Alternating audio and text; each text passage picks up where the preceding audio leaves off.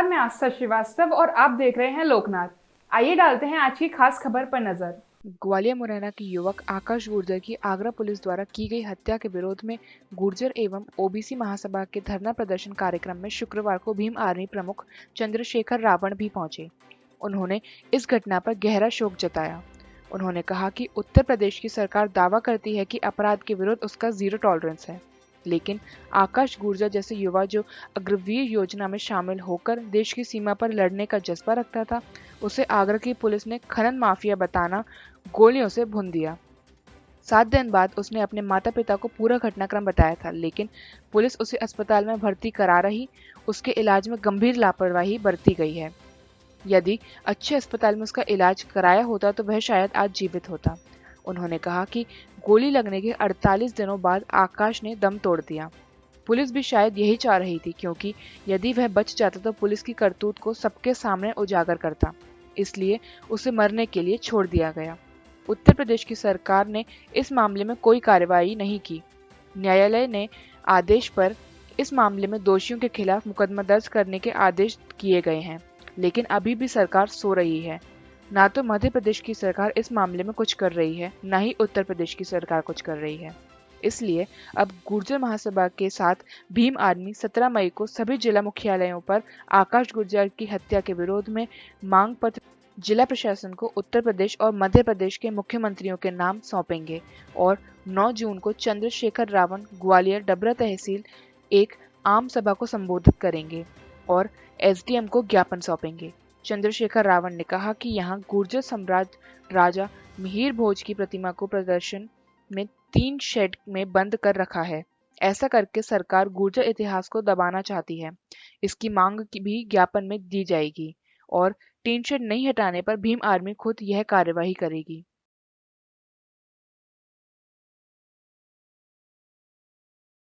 जिस तरह से आज हम ग्वालियर आए हैं, ये महापंचायत का आयोजन है, कई महत्वपूर्ण विषय जो थे यहाँ पर उठाए गए हैं, क्या पूरा मंथन रहा है? देखिए, मैं ये मानता हूँ आकाश गुर्जर भाई के साथ जो अन्याय हुआ वो बहुत ही दुखद है, निंदनीय है, डरावना है। जब तक आप किसी घटना को नहीं जानते तब तक आपको ये जानकारी नहीं होती कि वास्तविक सच्चाई क्या है। क्योंकि आकाश के साथ जब ये घटना घटी उसके 7 दिन के बाद वो होश में आया और उन्होंने अपने पिता और अपनी माँ से, जो मेरी भी माँ है, वो उन्होंने सब बताया। और सच ये है कि एक छोटा भाई हमारा, एक बच्चा जो देश की सेवा करने के लिए अग्निवीर भर्ती में शामिल होने का मन बना के आगरा गया, शराब के नशे में या किन कारणों से या कोई मेडल के चक्कर में पुलिस के लोगों ने, जो आगरा पुलिस के लोग थे, उनके उसका एनकाउंटर कर दिया। जब अगले दिन पूरे परिवार को पता लगा, परिवार वहाँ पहुँचा, तो 7 दिन के बाद उसे होश आने पर उसने बताया कि उन्होंने किसी जात की जानकारी नहीं ली, सिर्फ गोली मारने का काम किया। पुलिस अगर उसको चाहती, क्योंकि वो 48 दिन तक हॉस्पिटल में रहा, तो मेरा ऐसा मानना है कि उसका प्राइवेट हॉस्पिटल में इलाज हो सकता था। पुलिस ये चाहती थी कि ये इसी बिस्तरे पे मर जाए, जिससे कि कल ये पूरी घटना, अगर वो स्वस्थ हो जाता तो अपने साथ हुए अन्याय को सामने रखता। आप मीडिया भाइयों के जरिए, जब मीडिया के जरिए सामने आता तो उन आरोपियों पे कार्रवाई होती। उन आरोपियों ने बचने के लिए, जब तक वो बच्चे ने अपने प्राण नहीं तोड़ दिए, तब तक उन्होंने उसी बिस्तरे पे उसको हथकड़ी लगा के रखी।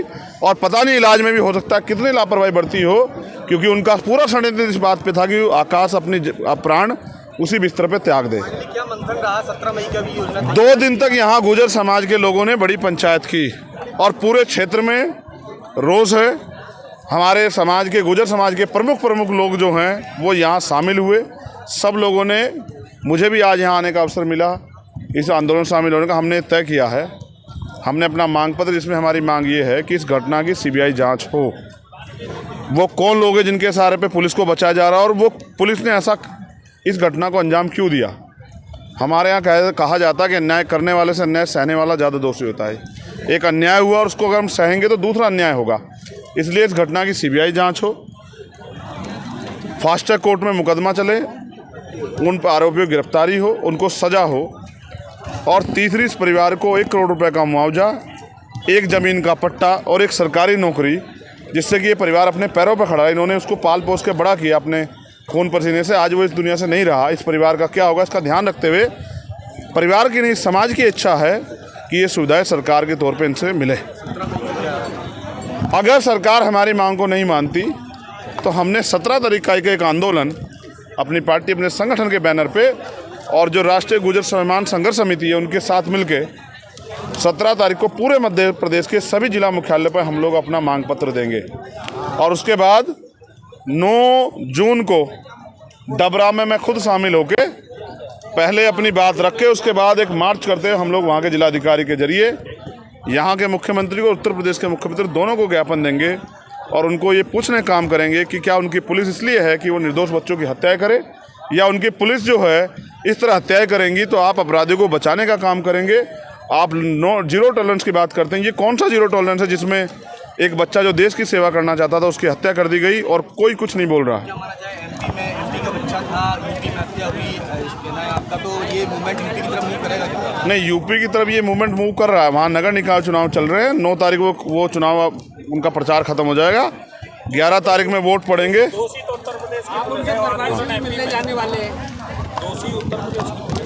दोषी उत्तर प्रदेश की पुलिस है। बच्चा वो यहाँ का है, मुकदमा वहाँ भी लिखा जाएगा क्योंकि बच्चा यहाँ का है। इस परिवार को तकलीफ ना हो, वकील होने के नाते मैं जानता 0 FIR यहाँ ट्रांसफ़र हो जाएगी और यही सारी कार्रवाई होगी। पहली बात, एक मिनट, पहली बात ये है, कहीं भी जहाँ घटना हो और घटना में जो व्यक्ति जिसके साथ घटना हुई हो, अगर लॉ एज ए पर लॉ आप जानते हो तो वो घटना 0 FIR वहीं ट्रांसफ़र हो जाती है जहाँ का वो रहने वाला है। तो ये घटना अगर वहाँ मुकदमा भी लिखा गया, ट्रांसफ़र यहीं होगा।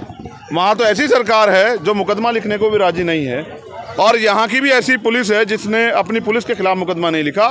कोर्ट के जरिए इतने दिन बाद मुकदमा लिखा गया, अभी तक कोई गिरफ्तारी नहीं हुई। 302 का मुकदमा है। सरकार की, वहाँ भी सरकार बीजेपी की है, यहाँ भी सरकार बीजेपी की। इनकी चुप्पी ये बता रही है कि सब लोग नहीं चाहते, डबल इंजन की दोनों सरकारें नहीं चाहती कि इस परिवार को न्याय मिले। लेकिन हमने तय कर लिया कि हम अपने इस परिवार को न्याय दिला के छोड़ेंगे। और परिवार से मिलने की बात आप कर रहे हैं, उनका परिवार यहीं मौजूद है। उनकी माँ मेरे पास मौजूद है, जो जब से मैं आया हूँ वो तब से आंसू बहा रहे हैं। यहाँ के हमारे लोगों ने खून से पत्र लिखे हैं। उनके परिवार के लोग यही हैं, उनके पिताजी यहाँ। समाज में बड़ा गुस्सा है और इसका खामियाजा यहाँ की सरकार को भुगतना पड़ सकता है। इसलिए मैं चाहता हूँ सरकार हमारी मांगों पे। देखिए, ओबीसी समाज को बस मैं इतना ही कहना चाहता हूँ कि 27% आरक्षण उनको संविधान के जरिए मिला, सुप्रीम कोर्ट के जरिए मिला। उसमें भी यहाँ की सरकार उनको 14% दे रही है। संवैधानिक प्रावधान के अकॉर्डिंग 100 में से 27 बच्चे उनके IAS IPS बनने चाहिए थे, अभी 14 बन रहे हैं। 13 बच्चों का अधिकार उनका छिन रहा है, उनको इस बारे में सोचना। जबकि सामाजिक न्याय तो ये है कि जिसकी इतनी संख्या भारी उसकी इतनी हिस्सेदारी। हम तो जितने उनका आरक्षण की सीमा है, जितनी उनकी आबादी है उतनी संख्या में आरक्षण उनके लिए चाहते हैं। 2 मांगे हमारी और जो यहाँ के लिए आप यहाँ की बात जिक्र कर रहे थे, वो दोनों मांगे भी आपको जाननी चाहिए। पहली ये कि यहाँ भारत के इतिहास में पहली बार यहाँ गुर्जर सम्राट मीर भोज जी की एक मूर्ति है जिसको टीन शेड से ढका गया है। ये एक महापुरुष का अपमान है। ये अपमान सरकार को और पुलिस को जानबूझ के नहीं करना चाहिए। इस अपमान से मुक्ति दिलाने के लिए वो टीन शेड हटानी चाहिए। नहीं तो सरकार हटाएगी तो हमने तय किया कि 17 तारीख में हम टीन शेड को खुद हटाएंगे। 1 मिनट, दूसरा, गुर्जर समाज के इतिहास का छेड़खानी की जा रही है। यहाँ गुर्जर समाज का पूरा प्रतिनिधिमंडल है। इस बात का भी उनको खेद है कि ये नहीं होना चाहिए था। इतिहास में उनका योगदान है, उस योगदान को भुलाने के लिए, क्योंकि इतिहास बल देता है, ये षड्यंत्र हो रहा है। इसके खिलाफ भी सरकार को सोचना चाहिए। अब बताइए क्या सवाल है? नहीं, जमीन तक ज्ञापन में आप देख ही रहे हैं, वो आगरा की दुर्घटना आकाश गुर्जर के साथ, उसके बारे में है, मांग है कि कार्रवाई होनी चाहिए। वो नियमानुसार कार्रवाई हो भी रही होगी और होगी भी। दूसरी बात, सम्राट मिहिर भोज की प्रतिमा के बारे में बताया गया है कि टीन से हटना चाहिए। मैं जिला दंडाधिकारी महोदय और आयुक्त महोदय को वस्तुस्थिति से अवगत कराऊंगा। ऐसे ही वीडियोस को देखने के लिए आप हमारे YouTube चैनल को सब्सक्राइब करें। साथ ही हमारे अन्य सोशल मीडिया हैंडल्स जैसे कि Instagram और Facebook को भी आप फॉलो कर सकते हैं।